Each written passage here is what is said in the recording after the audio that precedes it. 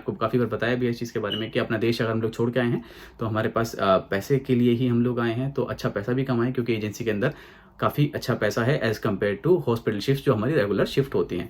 तो जब आप यूके में आए हैं, आपने इतनी अच्छी अपॉर्चुनिटी आपको मिल गई है, जब आपने अपना देश बदल लिया है तो आप अपना वार्ड क्यों नहीं बदल सकते हो? सही बात है, वार्ड के अंदर रिजर्व होकर नहीं रह सकते कि यार मैं तो मेरे वार्ड में ही काम करता हूँ, मेरे को सिर्फ यहीं का एक्सपीरियंस चाहिए और मैं कहीं और जाके काम नहीं करूँगा, क्या पता मेरे से कोई गलती हो जाए। तो ये गलती होनी होगी तो आपके अपने वार्ड में भी हो जाएगी, और नहीं होनी होगी तो आप फिर कहीं जाके भी काम करें, वहाँ पे भी नहीं होगी। हेलो, हाँ जी, नमस्कार, मेरा नाम संदीप चौहान, आप देख रहे हैं चौहान यूके वाइब्स। तो आज की जो वीडियो है काफी ज्यादा इंपॉर्टेंट होने वाली है। इस वाली वीडियो के अंदर हम लोग बात करेंगे कि क्या आपको यूके एज ए फ्रेशर आना चाहिए या फिर एक्सपीरियंस लेके आना चाहिए। तो देखिए, सब लोगों का अपना अपना डिफरेंट पॉइंट ऑफ व्यू होता है, तो इस वाली वीडियो के अंदर मैं बात करूंगा कि मेरा पॉइंट ऑफ व्यू कैसा है एक्सपीरियंस को लेकर। तो इसके अंदर हम लोग काफी सारे पॉइंट डिस्कस करने वाले हैं। तो पॉइंट मैं आप लोगों को बता देता हूं, मैंने यहाँ पे लिखे हुए हैं। सबसे पहला पॉइंट है कि क्या यूके में काम करने के लिए एक्सपीरियंस जरूरी है। दूसरा, कि आपका बेनिफिट क्या होगा कि अगर यहाँ पे आप फ्रेशर आते हैं। तीसरा, कि क्या आपका बेनिफिट होगा अगर आप यहाँ पे एक्सपीरियंस लेके आते हैं। चौथा ये होगा कि क्या जो आपकी जो एक्सपीरियंस है, क्या वो आपकी रियली आपकी जो स्किल्स है उसके ऊपर इफेक्ट डालता है। उसके बाद हमें क्या क्या चीज़ें यहाँ पे करनी होती है, जैसे कि कॉम्पिटेंसीज, आपका जो वर्क इन्वायरमेंट है, वर्किंग प्रैक्टिसेस है, जो इंडिया और यूके का जो डिफरेंस है, उन सब चीज़ों के बारे में हम लोग बात करेंगे। उसके बाद अगर आपके पास एक्सपीरियंस है तो सैलरी डिफरेंस आपका क्या होगा, आपका जो डिफरेंस है आपकी लोकेशन के हिसाब से कितना डिफरेंस होगा आपकी सैलरी के अंदर। उसके बाद हम लोग बात करते हैं कि आप डिफरेंट वार्ड में काम करते हैं तो डिफरेंट वार्ड्स के अंदर डिफरेंट सैलरीज होती है जैसे कि बताया जाता है। तो उसके बारे में हम लोग इस वाली वीडियो के अंदर बात करेंगे। और सबसे लास्ट में लोग बात करेंगे कि जो आपका एक्सपीरियंस है, यूके का जो एक्सपीरियंस है, वो आपको एजेंसीज में काम करने के लिए कैसे आपकी हेल्प करेगा। और जो मैं वीडियो बना रहा हूँ इसलिए बना रहा हूँ क्योंकि मैं कल लाइव आया था, जैसे कि आप लोगों को पता है, और काफी बार एक सेम ही क्वेश्चन मेरे से रिपीट किया गया है, तो उसी के ऊपर हम लोग वीडियो बनाएंगे। सभी लोगों ने एक्सपीरियंस के बारे में पूछा था, काफी सारी चीजें उन लोगों ने पूछी थी, तो मैंने उनको बोला था कि हाँ, मैं एक वीडियो बनाऊंगा जिसके अंदर ये सारी चीजें हम लोग डिस्कस करेंगे। तो चलिए इस वीडियो को हम लोग शुरू करते हैं। सबसे पहला पॉइंट आता है कि क्या यूके में फ्रेशर्स काम कर सकते हैं। तो हाँ, डेफिनेटली काम कर सकते हैं। आपके पास ऑप्शन थोड़े कम होंगे, पर हाँ, डेफिनेटली आप लोग यहाँ पे काम कर सकते हो। काफी ऐसे हॉस्पिटल हैं जो यूके में फ्रेशर्स को रिक्रूट करते हैं और यहाँ पे उनको बुलाते हैं काम करने के लिए एज ए रजिस्टर्ड नर्स। तो हाँ, यूके में आप लोग एज ए फ्रेशर काम कर सकते हो। उसके बाद बात करते हैं कि हमारे बेनिफिट्स क्या होंगे यूके में एज ए फ्रेशर काम करने के। तो देखिए, हम लोग एग्जाम्पल लेके देखते हैं। मानो आप और आपका दोस्त दो जने हैं, दोनों के अंदर एक आपने क्या किया, आपने एक्सपीरियंस के लिए इंडिया में वेट किया कि मैं 1 साल एक्सपीरियंस लेके फिर मैं यूके में काम करूंगा। दूसरा आपका फ्रेंड है जिसने बोला कि नहीं, पहले मैं अपनी ओईटी की प्रिपरेशन करूंगा, उसके बाद मैं मेरा जब एग्जाम क्लियर हो जाएगा उसके बाद मैं एक्सपीरियंस की सोचूंगा, या फिर मैं अगर यूके में मेरे को अपॉर्चुनिटी मिलती है तो मैं वहां जाके काम कर लूंगा। आपने अपना 1 साल का एक्सपीरियंस लिया, उसके बाद अपनी ओईटी की प्रिपरेशन स्टार्ट की। आपका 1 साल का एक्सपीरियंस लगा, 3 महीने की आपकी ओईटी की प्रिपरेशन लगी। अगर आप लोग ज्यादा इंटेलिजेंट हैं तो आपके 1.5 महीने की ओईटी की प्रिपरेशन लगी, आपका रिजल्ट आया तो उसके अंदर टोटल 3 महीने लगा लो। 6 महीने का आपका प्रोसेस, तो टोटल मिला के आपके 9 महीने लगा लो। तो 1 साल 9 महीने के अंदर आपका ये पूरा प्रोसेस होगा। दूसरा, जो आपका फ्रेंड था जिसने बोला था कि मैं पास आउट होते ही अपनी ओईटी की प्रिपरेशन करूंगा, तो उसने अपनी ओईटी की प्रिपरेशन करी, 3 महीने की उसकी प्रिपरेशन, 6 महीने का उसका प्रोसेस, और 9 महीने में उसकी सारी चीजें क्लियर हो गई।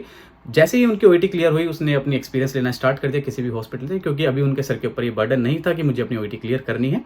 तो जैसे अपनी ओईटी उन्होंने क्लियर करी तो उन्होंने किसी हॉस्पिटल में काम करना स्टार्ट कर दिया, ताकि थोड़ी बहुत चीजें सीख सके, जैसे कैनुलेशन सीख सकें, आईवी मेडिकेशंस कैसे देते हैं ये सीख सकें, फ्लूइड्स के बारे में सीख सकें, फ्लूइड कैलकुलेशन के बारे में सीख सकें। उन्होंने वहां पे अपना एक्सपीरियंस लेना स्टार्ट कर दिया। अभी क्या होगा, जब वो अपना यूके का इंटरव्यू देंगे तो वहां पे वो अपना स्टिल वर्किंग शो कर सकते हैं। एक्सपीरियंस अगर नहीं भी शो कर रहे हैं तो एटलीस्ट वो अपना स्टिल वर्किंग शो कर रहे हैं, जिसकी वजह से उनके पास काफी ज्यादा अपॉर्चुनिटीज आ जाएंगी। जहां पे आपका 1 साल 9 महीने लगे यूके आने में, वहीं पे वो 9 महीने के अंदर यूके आ जाएंगे। तो आप उनसे कम से कम 1 साल पीछे हो गए हो यहाँ पे।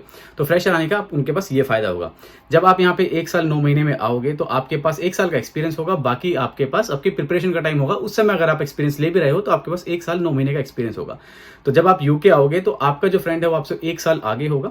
1 साल आगे होगा, इसका मतलब ये है कि जब आप यहाँ पे यूके आते हैं तो आप 0 से स्टार्ट करेंगे, जबकि आपका जो फ्रेंड है वो 1 साल आगे होगा। और जैसे ही वो 1 साल और आगे जाएगा तो जो उसकी सैलरी है, उसका जो बैंड है वो इंक्रीज वहाँ पे हो जाएगा। जैसे बैंड 5 के अंदर 3 आते हैं, इनिशियल होता है, इंटरमीडिएट होता है, वो जो हायर बैंड 5 होता है तो वो वहाँ पे इंटरमीडिएट पे आ जाएंगे और आप इनिशियल पे रहोगे, तो सैलरी डिफरेंस दोनों के बीच में आएगा। तो ये बेनिफिट है आपका यूके में एज अ फ्रेशर आने का। दूसरी बात करते हैं कि यूके में अगर आपके पास एक्सपीरियंस है तो क्या आपके बेनिफिट्स हैं यहाँ पे यूके में आने के, है ना। तो देखिए, काफी सारे लोग ऐसे बोलते हैं कि हम लोग यूके में एक्सपीरियंस लेके आएंगे। तो जैसे मैंने भी आपको एग्जांपल दिया, अगर आपके पास 1 साल 9 महीने का एक्सपीरियंस है तो वहाँ पे सेम ही होगा। जब आपका जो फ्रेंड फ्रेशर आया है तो आपसे शायद आगे ही हो, वो वहाँ पे होगा। उसके बाद हम लोग बात करते हैं कि किसी के पास 2 साल से ज्यादा का एक्सपीरियंस है, 3 साल के ज्यादा का एक्सपीरियंस है। और मैंने अपनी वीडियो में भी बताया था कि काफी सारे हॉस्पिटल ऐसे हैं जो कि आपके इंडियन जो एक्सपीरियंस है उसको कंसिडर कर लेते हैं। तो मेनली मैं बात यहाँ पे कर रहा हूँ फ्रेशर्स की। होगी जो फ्रेशर स्ट्रगल कर रहे हैं अपने करियर को लेके कि हाँ, पहले आप अपनी ओईटी की प्रिपरेशन करें या फिर अपनी नोटसेट की प्रिपरेशन करें, ये सारी चीज़ें प्रिपरेशन करें, फिर बाद में ही अपने प्राइवेट सेक्टर में आप लोग जाएँ। पर हाँ, जिसके पास एक्सपीरियंस है, जिसके पास 5 साल का एक्सपीरियंस है, 10 साल का एक्सपीरियंस है, तो वो अपने हॉस्पिटल से बार्गेन कर सकते हैं। वो अपने हॉस्पिटल में जब उनका इंटरव्यू होता है तो अपने एचआर से बार्गेन कर सकते हैं कि मेरा इंडिया का ये एक्सपीरियंस है, तो ये आप लोग कंसिडर कर लें। अगर वो कंसिडर कर लेते हैं तो डेफिनेटली आपकी जो सैलरी होगी वो वहाँ पे ज़्यादा होगी। तो वहाँ पे आपका जो एक्सपीरियंस है वो ज़्यादा काम आएगा जब आपके पास 2 साल से ज़्यादा का एक्सपीरियंस है, 3 साल का एक्सपीरियंस है, 4 साल का एक्सपीरियंस है, 5 साल का एक्सपीरियंस है, फिर 5 साल से ज़्यादा का एक्सपीरियंस है ना। तो ये एक्सपीरियंस वालों का बेनिफिट है। उसके बाद बात करते हैं हम लोग स्किल्स के बारे में। तो जो भी बच्चा यहाँ पे आता है काम करने के लिए, चाहे वो 1 साल का एक्सपीरियंस लेके आए, चाहे वो फ्रेशर आए, चाहे वो 2 साल का एक्सपीरियंस लेके आए, चाहे वो 10 साल का एक्सपीरियंस लेके आए, उनको यहाँ के तौर तरीकों के हिसाब से ही काम करना पड़ेगा। उससे पहले आपको यहाँ पे अपना ओस्की देना पड़ेगा। ओस्की के अंदर आपकी काफ़ी सारी चीज़ें क्लियर हो जाएंगी, आपको समझ में आ जाएगा कि यहाँ पे कैसे काम करते हैं। फिर भी अगर आपको ऐसा लगता है कि मेरे को ओस्की में चीज़ें समझ में नहीं आई हैं, तो आपका जब हॉस्पिटल ज्वाइन होगा तो उसके अंदर आपकी कॉम्पिटेंसी साइन करवाई जाती है। कॉम्पिटेंसीज के अंदर मतलब ये होता है कि आपको कैसे ओरल मेडिकेशन देनी है यूके के नॉर्म्स के हिसाब से, आपको कैसे आईवी मेडिकेशन देनी है, आपको कैसे कैनुलेशन करना है, कैसे आपको कैथेटराइजेशन करना है। चाहे आपके पास 10 साल का एक्सपीरियंस हो तो यहाँ पे आके आपको दोबारा से वो कॉम्पिटेंसी साइन करवानी पड़ेगी। इसका मतलब ये है कि आप इन लोगों के लिए फ्रेशर ही हैं।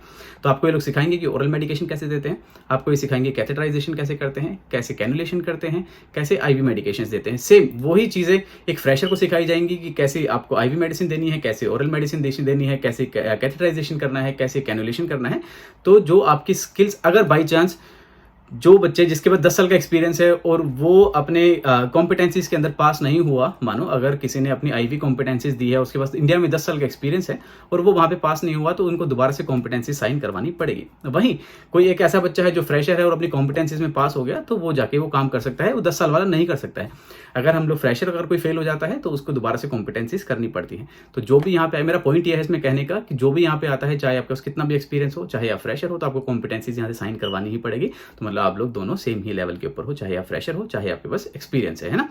तो जो लोग डरते हैं कि यार मेरे को ना कैनुलेशन नहीं आता है, मेरे को कैथेटराइजेशन नहीं आता है, मेरे को आईवी मेडिसिन देनी नहीं आती है, तो आप लोग टेंशन ना लें। आपके यहाँ पे पहले कॉम्पिटेंसीज आपको सिखाया जाएगा, आपसे आपके अंडर सुपरविजन आपसे काम करवाया जाएगा। आपका सुपर न्यूमरी होता है, उसके अंडर आपको काम करवाया जाता है। 6 महीने का भी होता है, कहीं पे 3 महीने का भी होता है। मानो आप 3 महीने सुपर न्यूमरी भी हैं, उसके बाद अगर आपको लगता है कि आप कॉम्पिटेंट नहीं है, या फिर आपके जो सीनियर है, जो आपके सुपरविजन, जो जिसके अंडर में आप काम कर रहे हैं, जिसके सुपरविजन के अंडर में आप काम कर रहे हैं, उनको ऐसा लगता है कि नहीं अभी ये बच्चा कॉम्पिटेंट नहीं है, तो वो आपका सुपर न्यूमरी जो पीरियड है उसको बढ़ा देते हैं। तो आप लोग इस चीज़ की टेंशन ना ले। तब तक आपकी स्किल्स अपग्रेड नहीं होंगी, तब तक आपकी स्किल्स एनहेंस नहीं होंगी, तब तक वो आपको पेशेंट हैंडल करने के लिए नहीं देंगे, और तब तक आपकी कॉम्पिटेंसी साइन नहीं होंगी। तो तब आपकी कॉम्पिटेंसी साइन होगी, उसी के बाद आप काम कर सकते हैं। तो स्किल्स की आप लोग बिल्कुल भी टेंशन ना लें। इसमें अपना टाइम वेस्ट ना करें कि मैं पहले इंडिया में एक्सपीरियंस लूंगा, मेरे को एक ही प्रिक में कैनुला लगाना आना चाहिए, मेरे को एक ही टाइम में मेरे ब्लड सैंपल्स लेने आने चाहिए, सारी चीज़ें आनी चाहिए, उसी के बाद मैं यूके जाके काम करूंगा। तो प्लीज़ अपना टाइम वेस्ट वहाँ पे ना करें। तो बात करते हैं हम लोग सैलरी डिफरेंस के बारे में कि जो लोग बोलते हैं कि अगर आपने एक्सपीरियंस अच्छा लिया है तो आपके पास जो सैलरी होगी आपकी काफ़ी ज़्यादा अच्छी होगी, और जिसके पास एक्सपीरियंस नहीं है उसकी सैलरी काफ़ी कम होगी। तो ऐसा कुछ भी नहीं है। एनएचएस के अंदर सब जगह सेम सैलरी है। चाहे मेरे पास 1 साल का एक्सपीरियंस है इंडिया के अंदर तो भी मेरी सेम सैलरी होगी, चाहे मेरे पास 2 साल का एक्सपीरियंस है तो भी सेम सैलरी होगी।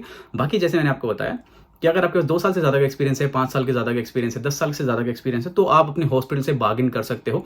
इसमें भी हॉस्पिटल के ऊपर डिपेंड करता है, वो चाहे तो आपको यहाँ पे एज ए फ्रेशर लेगा, और चाहे तो वो आपकी जो एक्सपीरियंस है उसको कंसिडर करेगा। अगर कंसिडर कर लेता है तो वेल एंड गुड, अगर नहीं करता है तो जो बच्चा फ्रेशर आता है उसी की तरह आपको यहाँ पे काम करना पड़ेगा, और वही 2 साल में उसकी सैलरी बढ़ेगी, वही 2 साल में आपकी सैलरी बढ़ेगी। जो सैलरी होगी सबकी सेम होती है, कोई ऐसा डिफरेंस नहीं आता है कि मैं मेडिकल सर्जिकल वार्ड में काम कर रहा हूँ तो मेरी सैलरी कम होगी, और कोई बच्चा आईसीयू में काम कर रहा है तो उसकी सैलरी ज़्यादा होगी। सबकी सैलरी एकदम सेम होती है। आप लोग इस चीज़ की टेंशन ना लें कि आईसीयू वालों की सैलरी ज़्यादा होगी, या फिर सीसीयू वालों की सैलरी ज़्यादा होगी, या फिर ओटी वालों की सैलरी ज़्यादा होगी, जो एएनई में इमरजेंसी डिपार्टमेंट में काम कर रहे हैं उनकी सैलरी ज़्यादा होगी। सबकी सैलरी सेम होती है।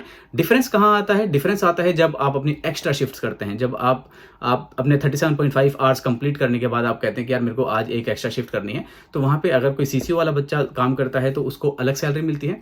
वहीं अगर आईसीयू वाला काम करता है तो उसको अलग सैलरी मिलती है, और जो वार्ड वाला करता है तो उसको अलग सैलरी मिलती है। एएनई, सीसीयू, आईसीयू के अंदर डिफरेंट सैलरीज हैं, डिफरेंट सैलरी बैंड है। वहीं अगर हम लोग वार्ड की बात करते हैं तो वहाँ पे नॉर्मल सैलरी बैंड है। जब ये इसकी बात कर रहा हूँ जब आप अपनी एक्स्ट्रा शिफ्ट करते हैं, बाकी आपकी नॉर्मल शिफ्ट में सबकी सैलरी सेम होती है, सबका जो पे बैंड होता है सबका सेम होता है। तो उसके अंदर आप लोग बिल्कुल भी टेंशन ना लें कि यार मेरे को आईसीयू डिपार्टमेंट नहीं मिला, या फिर मेरे को सीसीयू नहीं मिला, ओटी नहीं मिला। आप स्टेप अपना बढ़ाएं, अपने करियर की तरफ स्टेप बढ़ाएं, बी पॉजिटिव, अपने पॉजिटिव रहें, और काफ़ी यंग एज है आप लोगों की, जो भी अभी पास आउट हो रहे हैं, अभी आपकी शायद 23-24 आपकी एज होगी। हम लोगों को जब तक चीज़ें पता चली थी हम लोग यहाँ पे 27-28 के हो चुके थे। तो आप लोग काफ़ी फ्रेश हैं, काफ़ी यंग हैं, आप लोग काफ़ी यंग हैं। अगर आपके पास एक्सपीरियंस नहीं भी है तो अपनी ओईटी की प्रिपरेशन करें और अपने करियर की तरफ फोकस करें, other than going in private sector. और जो अपना एक्सपीरियंस लेंगे उससे बढ़िया अपनी एग्जाम की प्रिपरेशन करें। और अगर आपको एक्सपीरियंस लेना है तो आप अच्छी जगह से लें, जैसे कि अगर अपना एग्जाम क्लियर करते हैं और यूके में आते हैं तो आपके पास यहाँ पे एक अच्छा एक्सपीरियंस आपके पास होगा, है ना। तो जो आपकी सैलरी है सबकी सेम होगी, चाहे आप किसी भी बोर्ड में काम करते हो। उसके बाद हम लोग बात करते हैं कि सैलरी डिफरेंस एरियाज़ के अंदर, कि कोई मैनचेस्टर में रह रहा है, जैसे कि मैं कंट्री साइड में रहता हूँ, कोई लंदन में रहता है, कोई स्कॉटलैंड में रह रहा है, कोई वेल्स में रह रहा है, सबकी अलग अलग सैलरी होती है। नहीं, सबकी एनएचएस के अंदर सबकी सेम सैलरी होती है, सारी चीज़ें आपकी सेम वहाँ पे होती हैं, उसके अंदर आपकी कोई भी दिक्कत नहीं आएगी सैलरी के अंदर। बस बात ये होती है कि जो लोग हाई कॉस्ट एरियाज़ के अंदर रहते हैं तो उनको हाई कॉस्ट अलाउंसेस मिलते हैं, जैसे कि कोई लंदन में रह रहा है, मैनचेस्टर के अंदर रह रहा है, तो वहाँ पे उनके जो हाई कॉस्ट अलाउंसेस है वो मिलते हैं, पर उतना खर्चा भी वहाँ पे ज़्यादा है। तो जैसे कि मैं कंट्री साइड में रहता हूँ, मेरा जो टोटल रेंट है पूरा 2 बेडरूम फ्लैट है, जैसे कि मैंने आपको बताया, तो मेरा 600 पाउंड्स है। तो मेरा इंडिविजुअल फ्लैट है और मेरे को कोई ऐसी दिक्कत नहीं आती है, तो मेरी सैलरी भी उस हिसाब से आती है। सैलरी की आप लोग टेंशन ना लें, अभी बहुत ही जल्दी एक कंपैरिजन आने वाला है कंट्री साइड और लंदन के बीच में, हम लोग सैलरी को कंपेयर करेंगे, ताकि आप लोगों को इस चीज़ के बारे में एकदम क्लियर हो जाए कि हाँ ये सैलरी डिफरेंस होता है और इतना खर्चा होता है, ये सारी चीज़ें होती हैं। तो फिर उसके बाद आपका कोई क्वेश्चन नहीं बचेगा सैलरी को लेके। उसके बाद बात करते हैं कि काफ़ी सारे लोग ऐसे बोलते हैं कि अगर आपके पास एक्सपीरियंस नहीं है तो आपको किसी भी हॉस्पिटल या फिर किसी भी वार्ड में डाल दिया जाएगा, अगर आपके पास एक्सपीरियंस नहीं है। तो ऐसा कुछ भी नहीं होता है। जब आप अपना इंटरव्यू देते हैं तो इंटरव्यू के अंदर साफ साफ लिखा हुआ होता है, जब आपके पास इंटरव्यू का ऑफर आता है तो उसके अंदर साफ लिखा होता है कि जिस हॉस्पिटल में आप अपना इंटरव्यू दे रहे हैं तो उसके अंदर मेडिकल सर्जिकल वार्ड की रिक्वायरमेंट है, आईसीयू की रिक्वायरमेंट है, सीसी की रिक्वायरमेंट है। तो आपके जब आपका ऑफर लेटर होता है उसके अंदर भी चीज़ें लिखी होती हैं कि आपने किस लिए इंटरव्यू दिया था, किस वार्ड के लिए इंटरव्यू दिया था। और इंटरव्यू देने से पहले भी जब आपके पास आपका एडवर्टीजमेंट आएगा तो उसके अंदर लिखा होगा कि जो ये इंटरव्यूज कंडक्ट हो रहे हैं ये वार्ड के लिए हो रहे हैं, मेडिकल सर्जिकल वार्ड के लिए हो रहे हैं, सीसीयू के लिए हो रहे हैं, आईसीयू के लिए हो रहे हैं, थिएटर के लिए हो रहे हैं, फ्रेशर्स के लिए हो रहे हैं, एक्सपीरियंस वालों के लिए हो रहे हैं। तो सारी चीज़ें वहाँ पे ऑलरेडी डिस्क्राइब की गई होती है उस एडवर्टीजमेंट के ऊपर। तो आप लोग ये टेंशन ना लें कि मैं यूके आ जाऊँगा फ्रेशर तो मेरे को किसी भी वार्ड में डाल दिया जाएगा और मेरी जो सैलरी है वो कम हो जाएगी, बाकी लोगों की सैलरी ज़्यादा होगी। सबकी सैलरी सेम ही होती है यूके के अंदर, ठीक है। तो एकदम फेयर रूल है, एनएचएस का हमेशा फेयर प्ले करते हैं लोग, सबका आपकी जो सैलरी है वो सारी सेम होती है। जैसे कि आप लोग देखते हैं बैंड्स के हिसाब से यहाँ पे सैलरी होती है, सबकी सेम सैलरी होती है। ऐसा नहीं है कि आईसीयू वाला बैंड 6 पे काम कर रहा है और जो वार्ड वाले हैं वो बैंड 5 पे काम कर रहे हैं। नहीं, आईसीयू वाला भी बैंड 5 पे काम करेगा अगर वो बैंड 5 पे है तो, और जो सीसीयू वाला है वो भी बैंड 5 पे काम करेगा अगर वो बैंड 5 पे है तो, अगर वार्ड वाला है तो वो भी बैंड 5 पे काम करेगा बैंड 5 पे है तो। उसके बाद हम लोग सबसे बड़ी चीज़ यहाँ पे बात करने वाले हैं, जैसे कि एजेंसीज के बारे में बात की जाती है। तो मानो जैसे मैंने आपको बोलता, आपने एग्जाम्पल लिया था कि आपका एक फ्रेंड है जिसने अपनी ओईटी की प्रिपरेशन करी और ओईटी एग्जाम क्लियर किया और वो यूके आके काम कर रहा है और यूके का उसने 1 साल का एक्सपीरियंस लिया है। वहीं आपने इंडिया के अंदर काम करके अपना 1 साल का एक्सपीरियंस लिया है ताकि आप यूके के अंदर काम कर सके। तो बेटर हैंड और अपर हैंड किसका है यहाँ पे? आपके फ्रेंड का है, क्योंकि उसके पास यूके का 1 साल का एक्सपीरियंस है और आपके पास इंडिया का 1 साल का एक्सपीरियंस है। तो उसको यूके के बारे में ज्यादा पता है, उसको यूके के तौर तरीकों के बारे में ज्यादा पता है, यूके की स्किल्स के बारे में ज्यादा पता है, उसको यूके की नर्सिंग के बारे में ज्यादा पता है, आपसे ज्यादा पता है, क्योंकि आपके पास एक्सपीरियंस इंडिया का है और उसके पास यूके का है। जब आप यूके आएंगे, चीज़ें सीखेंगे, 1 साल चीज़ें सीखने के बाद आप उसके बराबर होंगे। जब तक आपका जो फ्रेंड है वो 1 साल ऑलरेडी यहाँ पे सारी चीज़ें सीख चुका है, वो चाहे तो एजेंसी ज्वाइन कर सकता है। एजेंसीज के अंदर भी ऐसी कोई दिक्कत नहीं आती है। जब आप एजेंसी में काम करते हैं, मैंने सारी एजेंसीज में काम किया हुआ, मैंने काफ़ी सारी एजेंसीज में काम किया है। मैंने केयर होम की एजेंसीज में काम किया हुआ है, हमने हॉस्पिटल की एजेंसीज में काम किया हुआ है, एनएचएस प्रोफेशनल में काम किया है, हमने डिफरेंट बोर्ड्स में भी हम लोगों ने काम किया हुआ है। तो इसके अंदर सबसे बेस्ट चीज़ ये होती है, जब भी आप किसी एजेंसी में काम करने के लिए जाते हैं तो पहले वहाँ पे भी आपसे कॉम्पिटेंसीज ही करवाई जाती हैं। ऐसे ही आपको कोई छोड़ नहीं देगा कि जाओ आप जाके इस वाले बोर्ड में काम कर लो, जाओ आप जाके केयर होम में काम कर लो। वहाँ पे भी आप अंडर सुपरविजन काम करेंगे।